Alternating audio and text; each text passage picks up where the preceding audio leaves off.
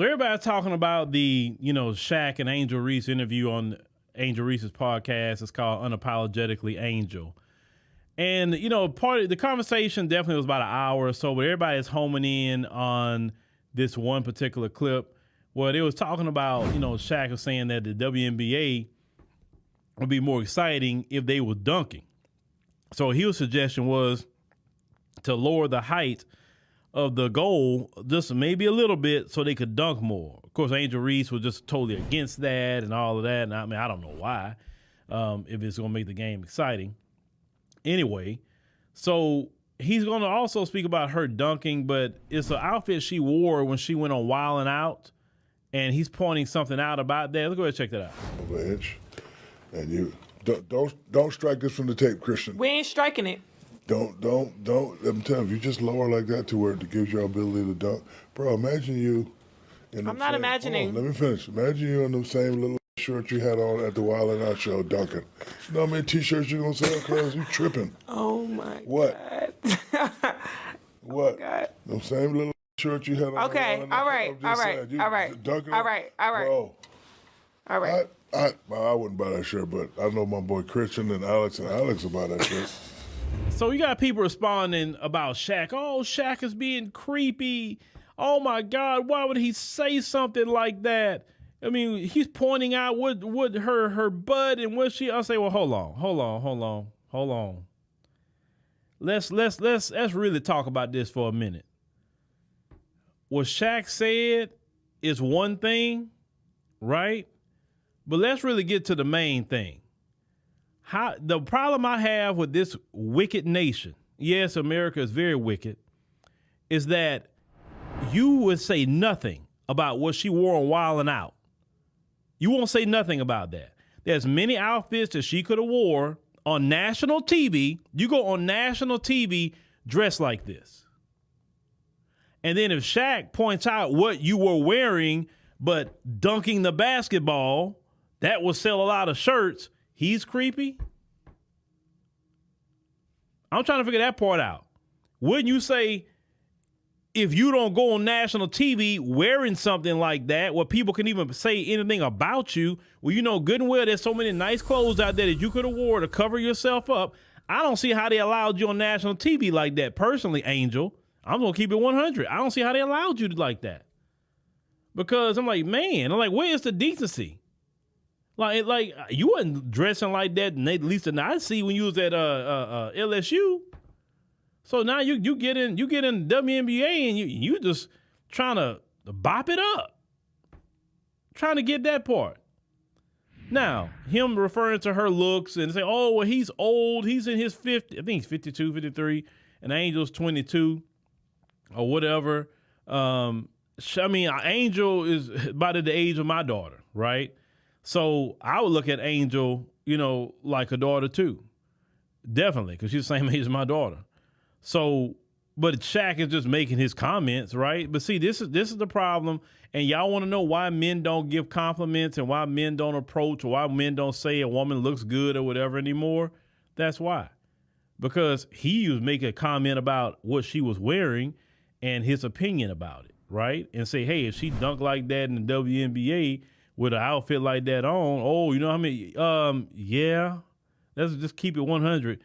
Yes, every man that has perverted intentions, yeah, they definitely would be watching something like that. But I would want that to be the normal national TV of her dressing like that and playing basketball. I would want that. Not at all. Number one, it's not respectful. Number two, that's a horrible influence upon children, especially little girls, right? But we need to have both conversations. Yes, what Shaq said, say, okay, bro, like you're doing too much, right? When you made that comment. Yes, we know.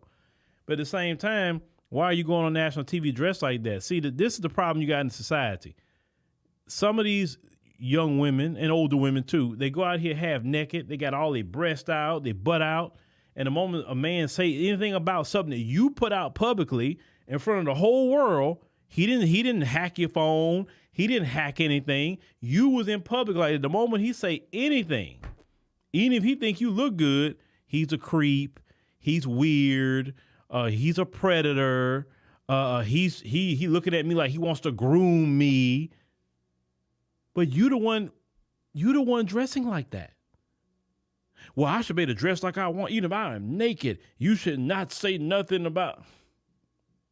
And that's why I say America has become very wicked, because shame has its perfect work.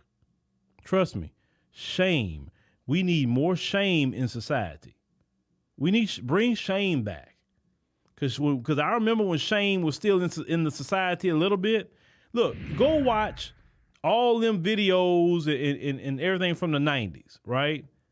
Go look at how the women in the 90s dressed. And they had no problem getting boyfriends or husbands. And they ain't dressed nowhere near like that. Let me tell you something. Stripper culture and porno culture is the norm. Because what Angel was wearing, that's what women in the strip club would be wearing normally. The makeup they're wearing, that's what strippers and adult entertainers would wear these days. That Bratz makeup and all of that. Oh, they look like some drag queen stuff. But you don't supposed to say nothing about that. As men, you can't even point it out and say, hey, man, put some clothes on, sister. I'm trying to sit up here and be a brother to you to protect you from these wolves and predators out here that would do you much harm. Put some doggone clothes on.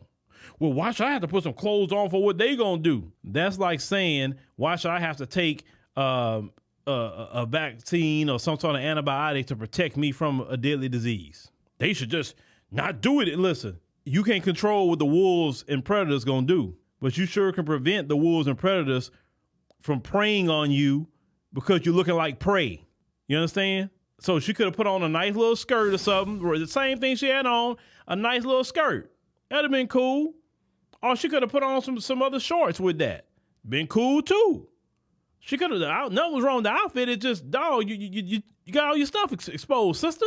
But we don't supposed to talk about that. Hence why a lot of these men don't want to date you. Why they don't want to marry you. What man want his woman, he looking at your Instagram and that's how you dressing before the world. What man want to marry or date that? They'll lay down with you, sure. They'll do it. But they're not going to marry you. And that's what it is. And then you have women like her later on the same podcast talking about, man, I have a hard time dating. You know, I date somebody, but it just don't last. Like, I wonder why. Listen, men are hardwired to believe this. If you're showing too much cheeks, you're showing too much boob, then you're not nothing that we take seriously. We take you seriously for the bedroom action, but as taking you seriously to be a wife, no. Because we don't want our wives exposing themselves like that before the world. We want to see the nakedness of our wives. We don't want the world seeing the nakedness of our wife. It's just that simple. The way you dress do determine your relationship status. So become modest. I've covered videos right here where women have talked about, you know, when I stopped dressing that way and I started dressing modest, I had more men talk to me. Yes. Why? Because now you're a mystery. What does she look like underneath that? Well, you know, men, it drives them crazy when they don't know what you look like and you dress modest. They can see you got curves through your clothes. Oh, they can see. But when you leave it as a mystery, they get so intrigued. And that's the one secret a lot of these